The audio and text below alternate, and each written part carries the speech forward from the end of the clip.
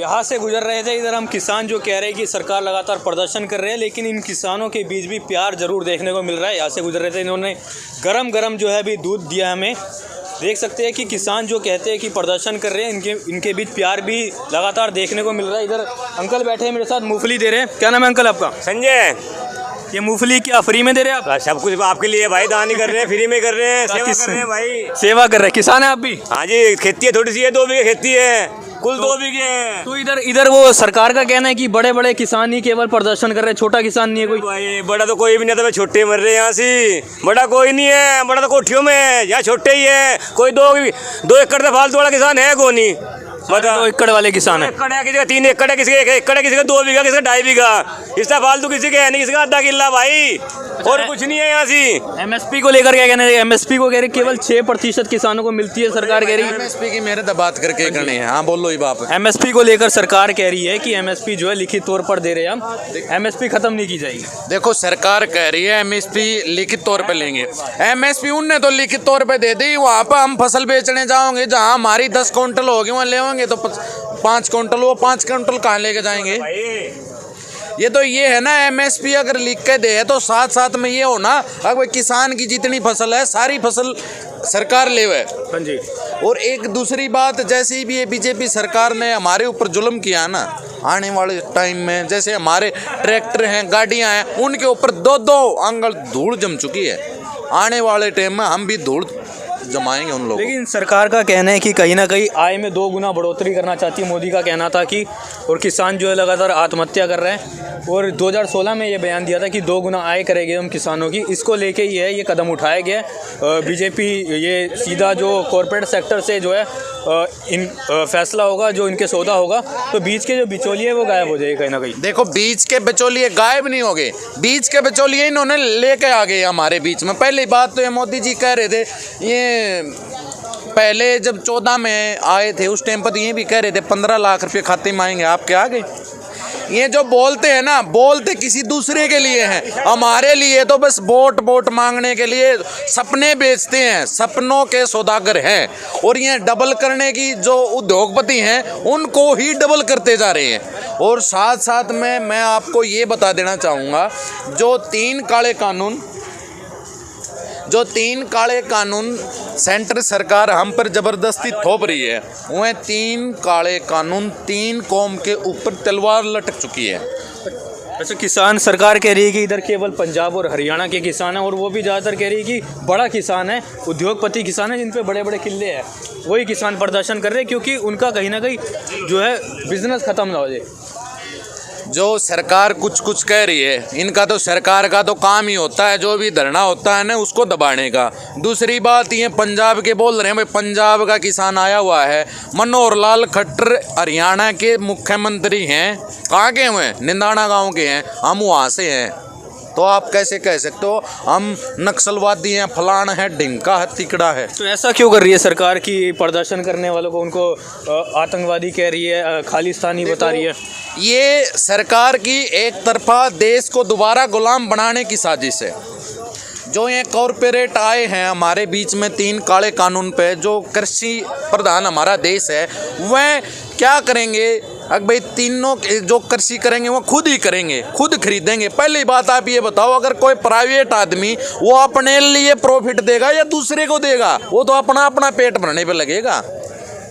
जो ये 3 काले कानून हैं, इनके बारे में मैं आपको बता देना चाहूँगा, इसमें सबसे ज़्यादा 3 बंदों के ऊपर तलवार लटकी हुई। तीनों कानूनों में क्या दिक्कत लगती है, एक एक करके बता दीजिए मेरे को। पहले तो जो एपीएमसी की बात करो तो एपीएमसी में क्या गड़बड़ है? जो पहले तो मैं आपको कानून के बारे में बता देना चाहूँगा।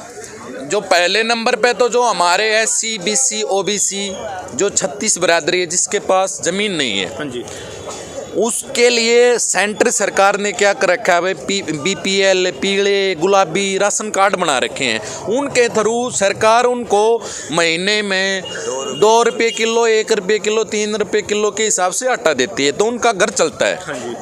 पहले तो अगर सरकार हमसे फसल नहीं खरीदेगी तो वो चीज़ बंद होने वाली है। लेकिन सरकार का कहना है कि ये जारी रहेगा वो चीज़। अरे सरकार ने तो क्या क्या कह दिया, जितने काम कहे हैं उनमें से एक भी किया है क्या? सरकार ने सब कुछ बेच दिया, सारा ही सौदा तो बेच दिया देश का। फिर हमने सरकार की ज़रूरत क्या है जब रेल बेच दी? हमारे देश के पास 260 टन सोना था गोल्ड, वो गिरवी रख दिया, कहाँ गया वो पैसा?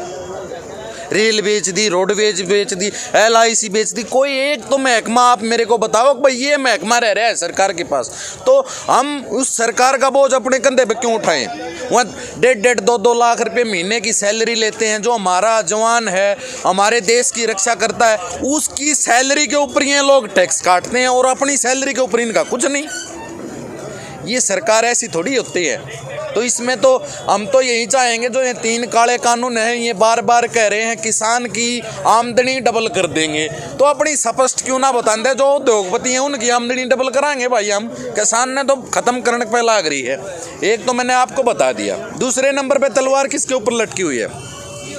जो हमारे छोटे बड़े कस्बे हैं, जो दुकान है, बड़े बड़े शोरूम हैं, वह कब खुलते हैं? जब किसान की फसल का उचित मूल्य उसको मिलता है, उसके पास पैसे हैं, तभी वो मार्केट में जाएगा। मार्केट में जाएगी तो मार्केट घूमेगी।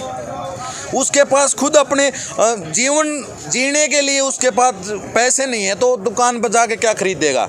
दूसरे नंबर पे दुकान मरने वाली हैं, सीधी सी बात है। चाहे को छोटा शहर हो चाहे को बड़ा शहर हो, ये भी क्या था इन तीनों काले कानून में इनने क्या कर रखा था? अब भाई आपको अगर कोई शिकायत हो तो SDM के पास जाएं। हमने जैसे जैसे आंदोलन बड़ा होता गया पता चला भाई यो मोदी कह रहा है मैं तो चौकीदार हूँ, यो तो चौकीदार ही है, असली मालिक तो इसका और कोई है। अंडानी अंबानी पौने 2 आँख वाला बाबा है, असली मालिक तो है, सरकार को चलाने वाले। ये तो ठीक कह रहा है हक मैं चौकीदार हूँ, तो उस बात का तो हमें अब पता चला है ना कि ये तो चौकीदार ही है। अरे बाबा ये तो सब कुछ बेचता है। अच्छा। पंजाब में चला गया, पगड़ी पहन ली, हक मैं 10 साल पंजाब में रह के आया हूँ, हरियाणा में आ गया तो कहता है 10 साल में हरियाणा में रहेगा। और ईसा के यो भीष्म पितामह हो गया। किसानों की हालत को लेकर कहा कि किसान की हालत के बहुत ख़राब है, तो उधर इसको लेके एजेंडा भी चल रहा है सोशल मीडिया पे कि देखिए हमारे कांग्रेस के टाइम में किसानों की क्या हालत थी, हमारे टाइम पे देखिए पिज़्ज़ा खा रहे किसान, ये कर रहे हैं। ऐसे एजेंडा चल रहा है, उसको लेकर क्या कहना चाहिए? देखो मैं आपके माध्यम से एक बात बता देना चाहूँ, जो ये बात कह रहे हैं वह फसल मतलब अनाज किसका खाते हैं? किसान का खाते हैं ना। जब वह 10-10 लाख का सूट और बड़ी बड़ी 2-2 करोड़ की गाड़ी में घूम सके हैं, हमको 5 लाख रुपए की गाड़ी भी नहीं ले सकते क्या? या 300 का पिज्जा नहीं खा सकते? और रही बात पिज्ज़ा की, आप देखो पिज्ज़ा तो बहुत गिरी ओढ़ चीज़ है, ये तो कुछ खाने की ना पीने की। आप इधर देखो हरियाणा अपने नज़दीक से रोहतक झज्जर सोनीपत, हमारा पूरा हरियाणा इकट्ठा हो चुका है। आहिस्ते आहिस्ते यहाँ पे आपको जन सैलाब देखने को मिलेगा। अरे दूध 60 रुपये किलो मिले है, अरे शहर हम 2 थैलियाँ का पीऊँ, ये कंपनियाँ मत ले लेकिन आधा पानी आधा के में वो इतने नो पिज्जा लेकर उन्हें एक मारा 1 गिलास दूध पी लो जो तड़के दें छिर दे नहीं अंड दो। अच्छा, सरकार का कहना है कि केवल हरियाणा और पंजाब के किसान हैं, बिहार के किसान नहीं है, इसमें यूपी के किसान नहीं है। आप या तो पूरी स्टडी करके नहीं आए हमारे पास। अरे यार गुजरात सरकार का कहना है समय। अच्छा सरकार का कहना है गुजरात के किसान आने लग रहे हैं, मध्य प्रदेश के आ रहे हैं, उनका तो जिक्र ही नहीं है। बिहार यूपी महाराष्ट्र, जब उसकी गुजरात वो दोबारा हमारे अंदर आया था, वो किस उससे आया था? अब गुजरात को हम मॉडल सिटी बनाएंगे। जब गुजरात का ही किसान उड़ा आ गया तो रह के गया। इधर विपक्ष में इधर किसान यूनियन आई काफ़ी, और उधर PM मोदी जो है गुजरात में जो है किसान यूनियन से मिल रहे हैं, किसान नेताओं से। वो कह रहे हैं, नरेंद्र सिंह तोमर कह रहे हैं कि देखिए इधर जो किसान आंदोलन कर रहे हैं वो नकली किसान है, हमारे समर्थन में देखिए कृषि कानूनों के समर्थन में किसान मिलने आ रहे हैं, हमारे को कह रहे हैं कि कृषि कानून रद्द ना किया जाए, बने रहने देना चाहिए। पहली बात, अगर इनने हमारे ऊपर इस आंदोलन को कुचलने के लिए इनने जो हथकंडे अपनाए हैं ना, आप उनके बारे में सोच भी नहीं सकते। अगर पहले तो हम पाकिस्तानी हैं, टुकड़ा टुकड़ा गैंग है, चीन है, भाई हम इस देश के नहीं तो हमारे ऊपर बम घेर दो, खत्म करो बात ने। अरे ये बात जो बीजेपी में नरेंद्र तोमर को बयान दे रहे हैं वो पिट्ठू हैं, ये कह रहे हैं ना भाई, वो ये भी बार बार कहे हैं अब भाई हम 700 सभा करेंगे देश में। भाई कितने करो तो बेरा तो जब लगेगा ना किसी ने समझाओगे।